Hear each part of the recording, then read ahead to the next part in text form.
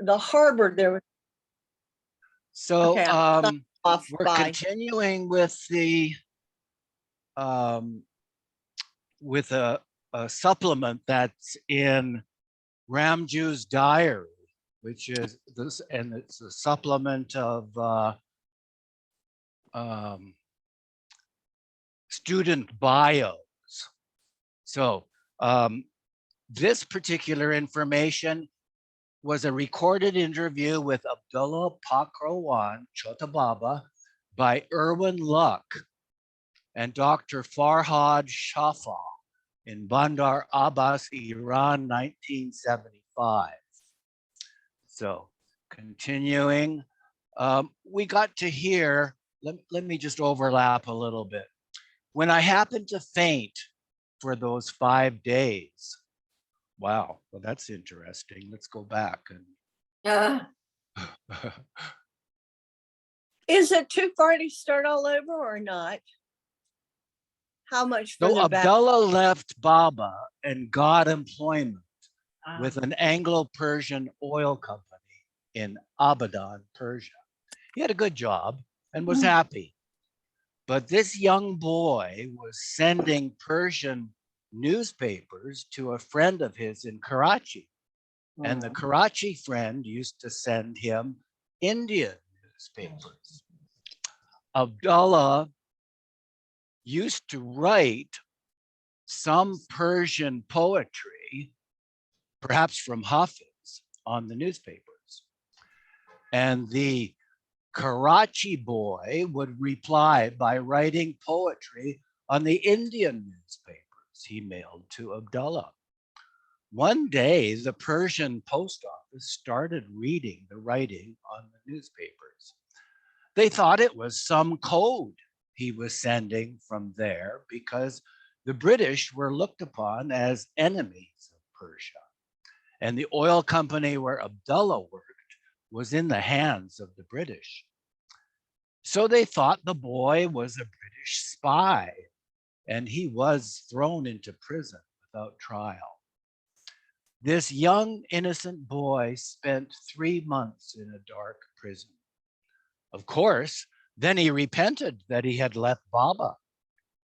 After 3 months, he was released because nothing had been proven against him, on condition that he go back to the place from where he had come, and he was not to leave that place. So that was the reason that he was not going to work for me and would not join my office. But I talked with Abdullah and told him that the Persian government was not the same, since now there were so many Americans and British. I said we had some influence and I would do anything possible. I would not allow him to go, and he worked with me until I left Persia. I've forgotten who that Baba lover was, but he had a business in Persia.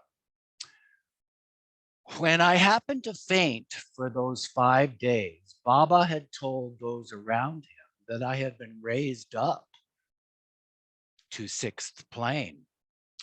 After I recovered and was still staying with Baba till I left and departed, I was not raised more. And actually, I can say that experience was not preserved. Now I haven't got anything with me. I heard from lectures of Baba that people may have these experiences and spiritual results, even in many lives, that they have to come again and again. And in my case, either counting my age, underage, or for other reason, it was his intention and his decision to stop this state. Maybe in my 3rd life, I will begin again to attain the goal that is destined. I hope so. But unfortunately, I did not preserve what I had attained in the past.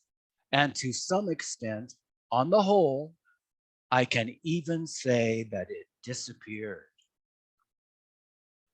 But I can say that I got a precious result from the life with Baba during those years and in the ashram.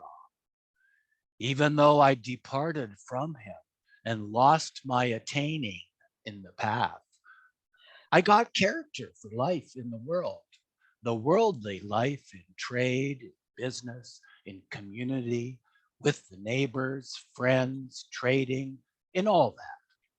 I have chosen the path of righteousness, truthfulness, sincerity, and even not a liking to material and worldly things, as others can say.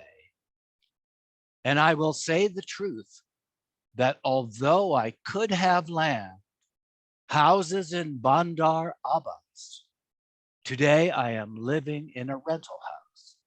I have not an inch of land in Bandar Abbas and no property. Of course, I am working hard, and there is a result for working hard. But the money is spent on the education of my children and in other ways that do not need description. I worked free for the Red Lion and Sun, that's the Iranian Red Cross, for nearly 27 years without taking a penny as salary or reward or anything like this.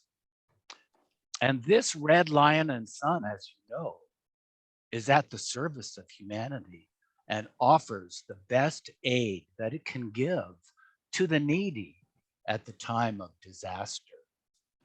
I am happy that this result that I have is due to the life and due to the love that Baba gave. And he minded this. I am very happy about this.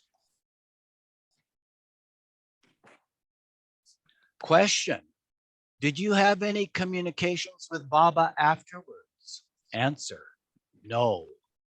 Question: do you ever think of those days much? Answer: of course, the story of one's life comes back to one's mind. Question: during all these years, ever since the Prem Ashram days, did you ever have the desire to see Baba again? Answer: no. Questions. Question: did you ever miss him? Answer: it was not just a missing. Question: did you say that you did not have any desire to see Baba again? Answer: I was so satisfied that I have got much of him. Question: and ever since then, did you not have any other experiences? Is that true? Answer: yes. Marian, could you unmute and continue, please? Yes.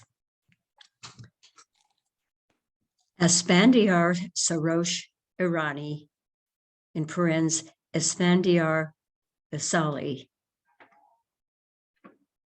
There's a footnote. Recorded interview with Esfandiar Vasali by Erwin Luck and Dr. Farhad Shafa in Kashanak, Tehran, 1975.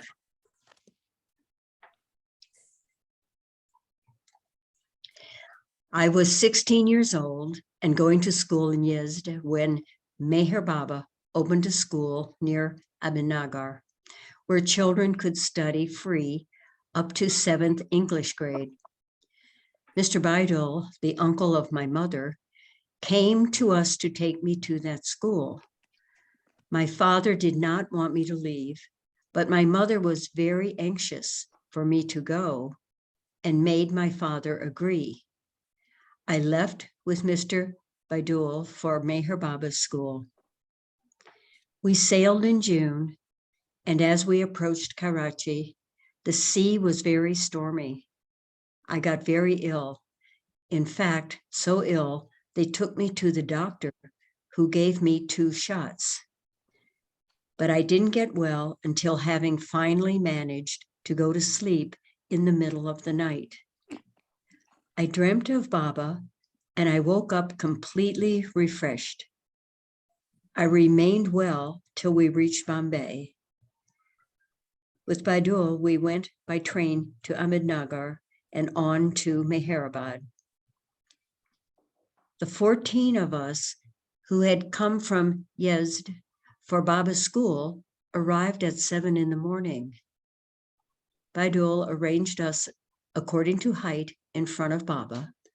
The small ones were in front, and I, who was the tallest, was at the end. Baba came and patted everybody on the head. But as soon as he got to me, he turned away and didn't pay any attention to me. This made me very unhappy. I asked myself why Baba hadn't patted me like the rest. There was a big lump in my heart for several days. During class, Mr. Kaikoshru Afsari would read us mystical poems. One day he read from the Golistan of Sadi, where it says that man will reach a place where he will see nothing but God. I asked him if that was correct. Could man reach a place where he will see nothing but God?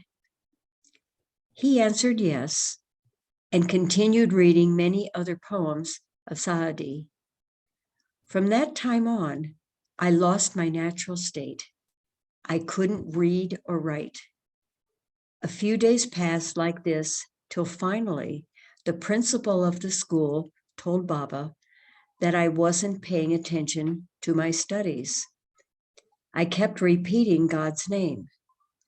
I didn't know where I was, and I wouldn't pay any attention to anybody or anything. I wasn't aware that I was in school or that people were sitting around me and studying until suddenly I saw Kaikoshru Afsari stand up. As soon as I turned around, I saw Baba standing behind me, and I stood up. Baba asked with gestures, "Why aren't you studying?" And I answered, "I can't." He asked, "Do you want to go back to your father?" I answered no. He asked, "Do you want to return to your mother?" I said no. "To your relatives, to your uncle?" Then he asked, "What is the matter? What is the reason you can't study? Why don't you study?" And so I told him, "I want to go towards God and towards knowing God." He said, "All right, if that is what you really want, I will give that to you, but only if you obey me and listen to what I say." I was just waiting for this word, for I had decided to flee into the woods to seek God there and start praying to God and not pay any attention to food or to clothes or to anything else. This was how Baba solaced and comforted me. He would give me all I wanted. He would show me God under the condition that I listened to what he said and obeyed him. I said, "Okay, I'm ready to obey you. I promise that I will obey you." At that very moment, Baba took my hand and took me into his own room. He had me sit there while he lay on the bed with a sheet over himself for about 20 minutes. Then he got up and he ordered a carriage brought around. The carriage which today you can find in Baba's museum. Baba would sit in this carriage and 2 people would draw it around the Prem ashram. They would first take it along the road where the cars go, then over the railway and up the hill towards Meher ashram. Baba got in and asked me to sit next to him. Since there was no place for me to sit, I stood right next to Baba. When they started to move the carriage, Baba asked me to hold his arm. I held his arms, and two people pulled us in the carriage to Meher Ashram at the top of the hill. There, Baba said, "Get down now." I got off. Baba said, "Did you see how bumpy the road was? How terrible the roadway? If you were not holding my arm, you would have fallen off." In the same way, when you want to tread the spiritual path, you have to obey the master completely. I said, "All right." And so Baba told me, "From today on, you have to observe silence. And from this day on, I am your God. I am your saint, and also I am your prophet. I am your father and mother. All of your worldly belongings, also I am. Everything you must leave for me, and you must pay attention only to me. And you must not pay attention to anything else. You must focus on me." At that moment, I accepted that. Baba got on the carriage and left me there.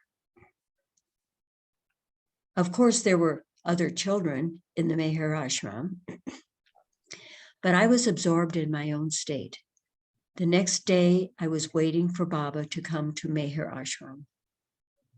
When I saw Baba's carriage in the distance, the experience of true love, that love which we must have for God, appeared in my heart all of a sudden and all by itself. From then on, I knew what the meaning of real love was, even though in an elementary way. Baba came up the hill and told me, "If mistakenly you ever speak, you should come down to me with somebody accompanying you and sit with me for half an hour or so." Many times it happened that I would mistakenly speak. A word would escape from my mouth. Whenever I would make a mistake and speak, somebody would accompany me and we would go down to Baba.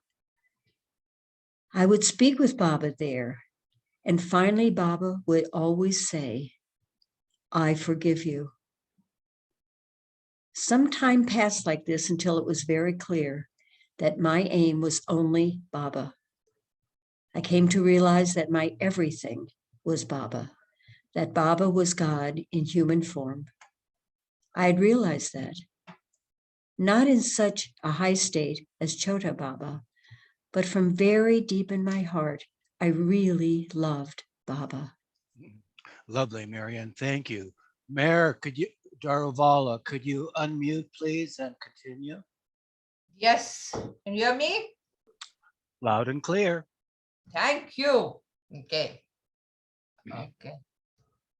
Gradually, however, I fell into the bumpy road of thoughts. These bumps in the road of thoughts gradually made me lose my path. My direction. Baba was completely aware of what was happening, and he would keep questioning me about what I was thinking. He told me, "You should throw out all these nonsense thoughts from your mind. You have very high fortune. You should pay attention to me. Forsake everything for me. For whatever happens to you, give it to me and let your attention be constantly on me." I was no more than 16 years old, just a child. And I couldn't, my efforts were to have my thoughts and my imagination completely in my own hand, so that whatever thought I would want to have, I would have. However, these bumps started to appear in my thoughts. And it finally reached a point that I even hated Baba. However, I would see Baba approaching. I would flee so that Baba may not see me. But I'm sorry, see me would change. Yeah, flee so that Baba would not see me, but Baba also would change his path so that he should come in front of me. It continued like this. I thought it was not right for me to think these thoughts about Baba and to think all these terrible insults to him, particularly when I knew that Baba was a great man, that he was not an ordinary man, and that I was in his school and was eating his food. I decided I must disobey Baba so that he would throw me out of school. I would go into the world for a while and perhaps lose all these thoughts, and then I should be able to return again and continue on his straight path. And I disobeyed Baba, and Mr. Baidul went and told Baba that I had disobeyed him. Baba asked me if I wanted to go back home to Bombay or Yazd. I said, yes, I want to go. So he ordered Baidul to go and pack my things in my suitcase, make it ready, and then take me and give me to my uncle in Bombay, and to take a receipt from him and return to Baba. It didn't take 10 minutes for Baidul to do all of these things. Then he came to Baba and said that he had prepared all of my belongings and everything was ready. Baba said, all right, take him away. I started to get up, but my legs wouldn't move at all. I was paralyzed up to my waist. I pushed my finger and nail into my thighs and couldn't feel anything from my waist up. I was right and could feel and see my speak, but I could not take one step. Baba gestured that I should get up, but I couldn't. So he gestured to Baidul to bring me to him. Baidul picked me up like a little bird and took me to Baba. At that time, Baba had been in the seclusion in a room for 6 months on the serve fast, 1 cup of milk and maybe a cup of hot water a day. When after 6 months he came out of that room, he could not walk. Gradually, he would practice till finally he got back to the normal walking. This I remembered while sitting there. Baba put his hand around my neck. I was sitting right in front of him. He asked me, why don't you go? Don't you want to go? I said, no, I don't want to go. Then I said, I wanted to go, but now, well, I said, no, I don't want to go. Then I said, I wanted to go, but now I said, no. And Baba, with his gesture, said, you have love. And then all of a sudden embarrassed me. Thank you, Meher. Embraced Welcome. me.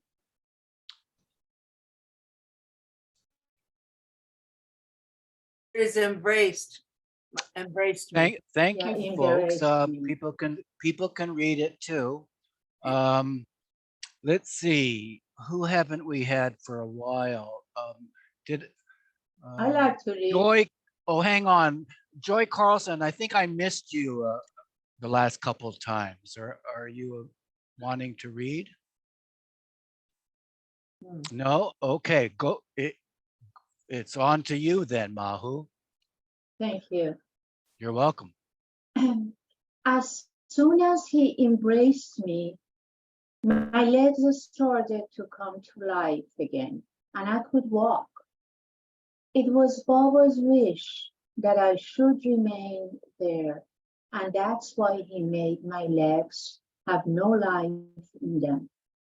It is Baba's continuous grace for me, and I will never forget. Whenever Baba saw me, he always said, "Think of me, love me, think of me."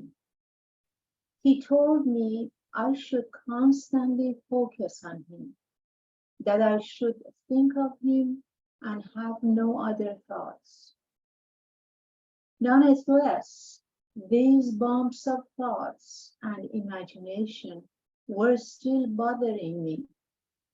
I had not yet found dominance over them. Finally, one day, Baba was in hall number 2, which is now Baba's museum. Baba asked me in there. Baba asked me in there. I went in and he asked me to sit down. I sat down, and for half an hour, Baba was seeking to learn what these thoughts were that I was having. He would be constantly asking me to tell him my thoughts, but I was shy to tell him that I was constantly thinking insults and bad thoughts about him. And I didn't tell him. I was shy until finally Baba himself told me that you think these things and these things. But still I wouldn't let him know, and I would pretend as though I didn't know what he was talking about. I was feeling as if I wanted the ground to open up and swallow me right there and then. I felt so low and so ashamed knowing that Baba was aware of all my thoughts, every single one of my thoughts. Finally, Baba told me on the alphabet board the thought that was in my mind. Still, I didn't let him know and pretended that I didn't understand. Then Baba gestured that I understood very well and was only pretending as though I didn't understand when I understood very well. He told me, I have never waited so long for anyone to tell me something. You have very high fortune, very good fortune. You are very lucky. Why are you throwing it all out? Then he left. Well, I was in the same bumpy road for a while, but gradually I began to have a little more control over those thoughts. From the very instant that Baba told me my thoughts, gradually I started to begin to have control over my thoughts. Finally, it reached the point that as soon as I would sit to think of Baba, no other thought could enter my mind. At that time, my thoughts had become completely under my own control. And when I would sit to meditate, no other thoughts could ever enter my mind. It was like a man who sits in a tank and all the bullets which hit the tank fall off. I would feel that thoughts. I would feel that thoughts would want to come, but they wouldn't enter. They could not come and sit in my mind. They would not come and sit in my mind. Sometimes when I was meditating, Baba would come to my side. Whenever Baba would be approaching me from outside the room, I would feel that he was coming. Then I would have such a feeling, and I would find Baba next to me. Baba would take my head into his bosom. As I would be meditating, Baba would impress my head into the bosom. He would hold it there, and then he would exit again. When I was completely absorbed in meditation, I would feel a very subtle and gentle light in myself. I would be absorbed and drowned in that. Then I couldn't sleep. There was no sleep then for me. I was in a state that was a subtle wakefulness. I had such joy and wonderful feeling that I can say with certainty that if such a wonderful feeling would happen to normal people, they would immediately have a heart attack and collapse from the shock because they wouldn't have the capacity to bear it. Once in a while, when I was in this sort of a state, Baba would ask me, quote, "What are your feelings? What are your feelings? What is happening to you?" As soon as I would say a few words, he would say, "Okay, stop, don't say the rest." Then I wouldn't say anything else. Thank you, Mahu. Betty, could you unmute, please, and continue from? Yeah, can you bring it up a little bit? Yeah. All right. Sometimes Baba would come in the evening in front of hall number 2 and sit on the ground and on the pebbles. He could sit there just like that, and all the children around him, we were all around him. I would approach him to sit right next to him so that my knees were right next to his knees. I just wanted to sit right there and disappear in Baba, in that feeling. Whenever I would sit with Baba or anywhere, my whole being was filled with anxiousness and longing and loving Baba. I would not feel my own existence at all. Not the usual, who am I? What am I doing? Only Baba's love was within me. To an extent, this subtle longing, this spiritual longing was in my heart and in my mind in a way I can't explain with words. Whenever I would see Baba from a distance, Baba would make his lips into a kiss and he would approach me. He would approach me and pat me on the head. I would feel my subtle soul. I would completely feel my subtle soul in that time. And it was like perfume and rose water. It was like my soul was being washed with that perfume and rose water. As he would put his hand over my head and would bring it down, it was as if he just was cleansing and washing my soul and going down to the depth. It would make me so drunk, in such a state that I can't even speak of it in any words. Of course, that drunkenness was a spiritual drunkenness, and it didn't feel like the bodily drunkenness which you feel after drinking a cup of wine. It was not like that. It was very subtle. It was pleasing. It was very pleasing. It was very creative. And it was like a wind from paradise had opened over me. I can't explain how that wind from paradise felt or what the subtle music was. This was with me all the time when I was there. I continuously had that. I had it after that also, and of course now I have it in a higher level. It is not like that anymore. I was in this state one of those days when Baba asked for me to go to him. All of a sudden, I thought to myself that maybe Baba wants to send me back to my home and to my family meeting in Iran, Yazd. So I went to Baba, and as soon as Baba started to tell me, I realized that yes, indeed, that which I had thought he was going to say. He said, "Whatever I tell you, you have to obey." I had no recourse. I couldn't say no. So I said, "All right." He said, "Okay, you have to go to Iran until I call you back again. Whenever I call for you again, then you can come back."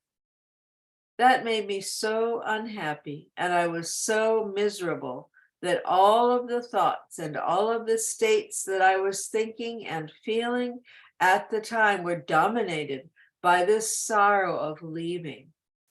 When Baba gave the order for me to go to Iran, my sorrow and my sadness were as much as my happiness and joy had been before.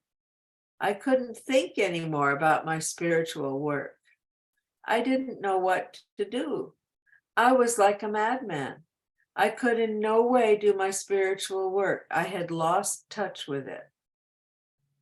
Finally, I obeyed Baba and started towards Iran. But when I got back to Iran, gradually I realized that I still had all the feelings and all the things that I would see and feel when I was with Baba. So I continued my spiritual work. From the time that I saw Baba from a distance after the carriage ride, and he gave me that experience of divine love, until now, I have not been able to reach fulfillment and completion of this experience. That experience showed me how I should fall in love, how I should love the beloved. With one look from Baba at that time, that experience was mine. It is not finished yet, and I have not yet completely experienced that which Baba showed me once. Thanks, Betty. Elizabeth, could you unmute and continue, please? Sure. There was a time I used to read Baba Tahir's poetry. He lived on Mount Arvand, where there was a lot of snow and ice, but he was in love with his beloved, with his God, and he wouldn't pay attention to anything else. He had stated that in the middle of winter, all the snow and ice around him had melted and spring flowers had grown around him. I couldn't believe that. I thought, next page, it was not possible that one's spiritual love can affect the body. Love is a power that exists in the spirit of man, in his soul. It has nothing to do with the body. The soul's love is separate, and the physical body is separate. I firmly believe that until I myself had the same experience. My sister was ill, and every 4 weeks in winter and in summer, every season, I would go 24 kilometers away to Yezd to get medicine for my sister, and I would come back. One of those days, I started out for Yezd before dawn to go and get medicine for my sister. After about 6 kilometers, a very big storm started blowing opposite to my direction. It was so strong that I could hardly walk and take a step. And there was a donkey along with me where I put my things on. Even though my clothes were quite warm and quite sufficient, the cold still affected me tremendously. After 12 kilometers, I could not take another step. I was not able to walk anymore. Near there was the house of Khosrau and Kodiar Tuz. They also had been with me in Baba's school. So I thought, since it was such a big store, maybe I would go to their house for a little while. I noticed that I could not walk any longer. So I mounted the donkey. The donkey could not go further either. Sitting on top of the donkey, I felt like a statue made of ice. Deep to my marrow was very cold and chilled. I would breathe maybe once every minute. My respiration had slowed that much. My chest could no longer bear the breathing anymore. Then, all of a sudden, I remembered that Baba had promised me that I would see him again, that I would be able to go and visit him and have his blessing again. And yet, here I was dying. This made me very sad, and I started to cry. This crying sprang out of the depth of my heart. Right then, it felt as if a big container of hot water had been poured on my head, and it oozed out of my feet. Just in that state where I was almost frozen and ice was all over my face, sweat started to appear on my brow. The snow which would set on my face, I would wipe off, mixed with my sweat.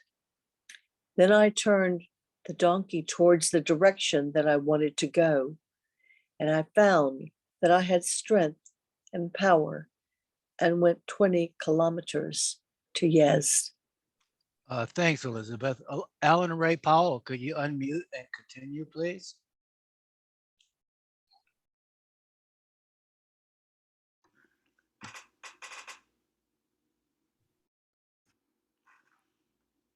Despite this very severe storm, I did not pay any attention to it. It felt as if I were in a spring garden, and continuously I would wipe off the sweat from my brow mixed with the snow and throw it down and continue my way.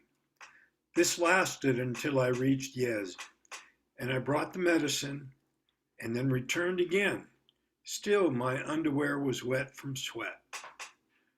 For a whole month, I coughed up black mucus, but not even once did my head hurt. I did not have fever. I did not get a headache. I did not catch pneumonia. I felt very good and very well.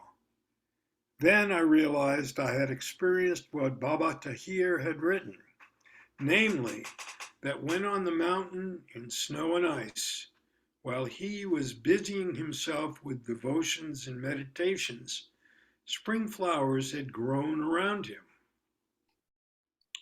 In 1963, I wanted to go and have Baba's blessing again, but I had no money.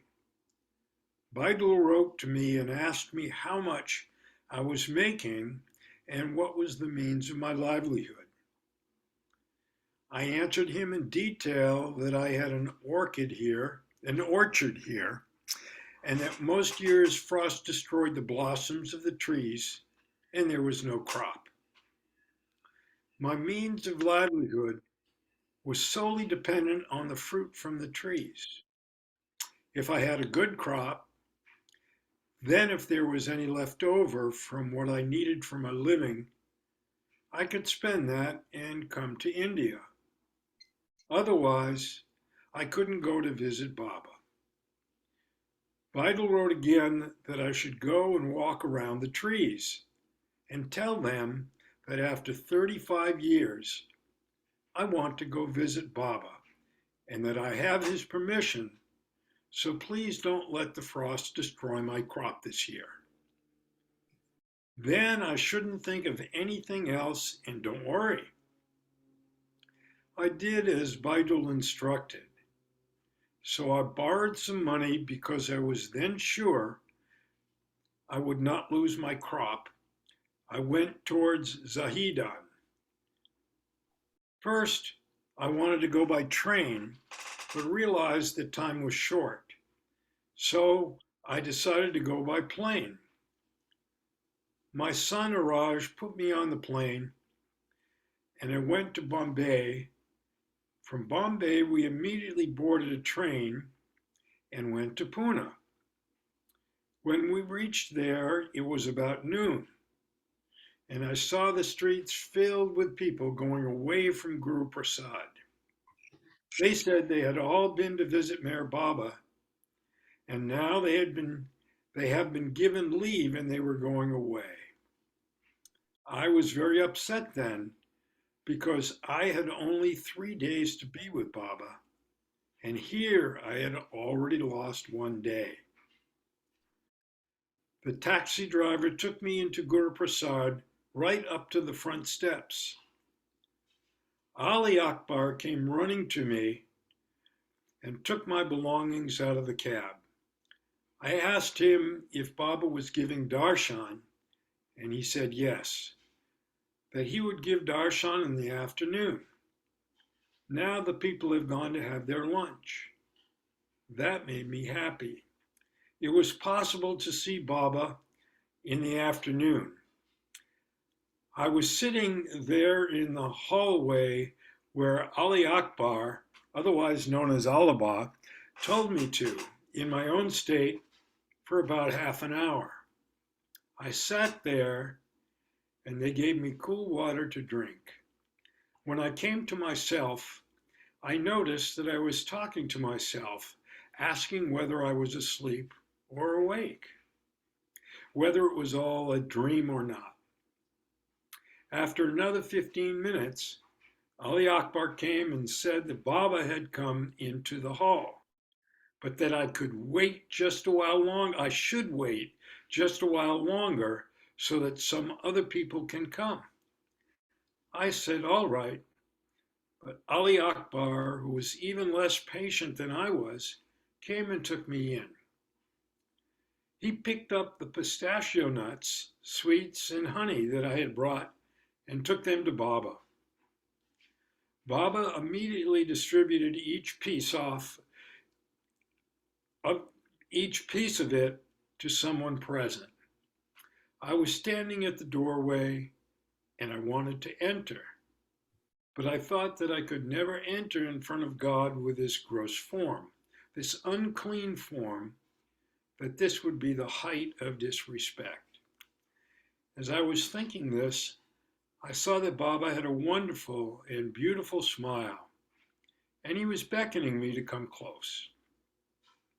So I started from the doorway, and I entered with a feeling of extreme joy, infinite joy, and with that extreme amount of joy, that 35 years of separation immediately vanished. That very instant, all the separation that I had was all gone, and I couldn't remember anymore what was separation and being away. And I was happy and well. Thanks. Thank you, Alan Ray. Marvin, please, could you unmute? I went to kiss Baba's feet, but he embraced me. I also embraced him, but very gently, because Ali Akbar had told me that Baba's back was hurting. Baba had me sit right next to his feet for 2 hours, for the 2 hours that he was giving darshan. Every now and then, Baba would ask me whether I was feeling all right, whether I was well. Then I asked Baba how he was feeling. How were his feet? He would answer that he was very, very well. All of a sudden, I started to think about Baba being God, and how could one ask God how he is? And then I saw that Baba looked as if he were to speak. He separated his lips, and I thought to myself that maybe right now Baba was going to break his silence and speak. Baba opened and closed his lips a few times as if he were speaking, but there was no sound. This was the first day. The second day, there was a long and good play in Guru Prasad about Baba's childhood. The third day passed also. On the third day, I started to feel very sad. I was feeling so sad that I could not even remain in Baba's presence because my heart was going to break. I was going to cry, and I felt making a sound in the middle of the crowd would bother others. Immediately, Ali Akbar gestured to me when he noticed that I was not feeling well and took me outside. I was outside for about 15 minutes while I cried and my heart was emptied a bit. Then he brought me back inside again. Of course, it was very, very crowded there. Yet people would get up from very close to Baba and would let me sit there near Baba, as everybody knew that for 35 years I have been unable to come and visit Baba. Then came the fourth day, and Baba said that I should leave. Baba said, "Well, you can't stay here any longer than today. You must return to Iran." Baba, Baba, I said, "It is 35 years since I've seen you. Please give me permission to remain with you for another 20 days or a month." He said, "No, I am also with you in Iran. You must go back and work for Baba there. Even if you lose your life doing my work, pay no heed to it and just continue working." I said, "All right." I saw that there was no way that I could change his mind. I was very unhappy, but I couldn't disobey him. So I started towards Bombay. In Bombay, when I went to the airline ticket office, they told me that I would have to buy my ticket with Persian currency, that I could not buy the ticket with Indian money. I was wondering what I should do. They said the best thing was that I have the ticket sent from Iran. I thought that since I could not get a ticket, I should return to Baba and ask him what to do. So I got on the train again and returned to Pune. When I arrived at Guru Prasad, Ali Akbar and the others at the gate questioned my return, since Baba had told me to go home. I explained that I couldn't get a plane ticket, so I had returned to ask Baba what I should do. Ali Akbar immediately ran to see Baba. In 1 or 2 minutes, Ali Akbar came out and said that Baba asked me to come in. I went in and took darshan, and Baba asked me to sit down. After the rest of the people had left Guru Prasad, Baba asked, "Well, what have you done?" I said that I had written to Iran to send me a ticket. Only when I received that ticket could I leave, because without Persian money, I couldn't leave by train or ship or plane. Baba said, "All right, remain here until the answer to your letter arrives." After a week, Baba asked me to go to Bombay and see whether my answer had arrived or not. I went to Bombay and discovered the answer had not come yet. So I returned and asked Ali Akbar to go and tell Baba that nobody had yet sent me the plane ticket and that the answer to my letter had not come yet. Baba said, "Okay, remain." I stayed another week. Then again, Baba asked me to go to Bombay and I went. In this way, I remained for 20 days with Baba until finally Baba said, go to Bombay, buy a ticket and get on the plane and go to Iran. Even if you can't buy the ticket, remain there in Bombay. Don't come back here again. I saw that all the doors were closed for me then, and I came to Bombay. I was very disappointed. After one day in Bombay, I told Mr. Salamati that I would go mad in Bombay and that somehow a plane ticket must be gotten. I begged his help. He had a friend in the government there, and somehow they arranged a plane ticket for me. But they said that I have to come in next week to get on the plane and leave. I immediately paid for the ticket and got all the necessary papers. But I couldn't get on the plane until next week, so I returned to Pune. All the people at Guru Prasad were bewildered as to why I had to come back again, since Baba had told me not to come back again to him, whether I had a ticket or not. But Ali Akbar had written me a letter that when my ticket was ready, to let them know in some way. So I went myself to let them know that all my paperwork was in order and that I would leave in 1 week's time. If Baba would allow me, I would stay there. If not, I would go. Baba gave permission again, and I stayed there for another week. Baba told me, I have given you permission to do whatever you want up to the last minute, but make sure that you don't miss your plane. And that's what I did. After a week, I got on the plane and returned to Iran. Very good. This is a good place to pick up next week.